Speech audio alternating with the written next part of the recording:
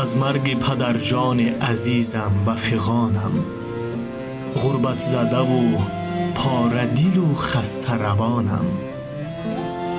هرچند بدانم که دیگر باره نآید، هر لحظه و هر گه برهش من نگرانم.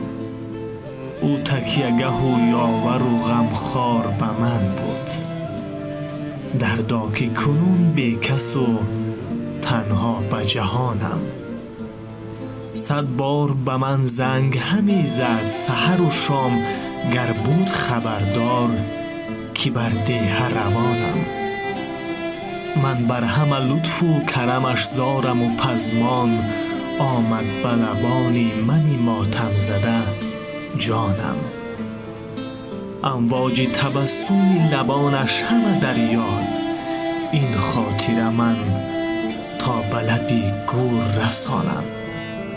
اکنون بره هم هیچ کسی دیده بره نیست، مانند پدر جان حبیب و همدانم. خونبار بود از علمش چشم تری من، در فصل بهاران حیاتم چو خزانم. در عین کمالش ز جهان رفت به ناگه، افسوس پدر جان جوان مرد و جوانم.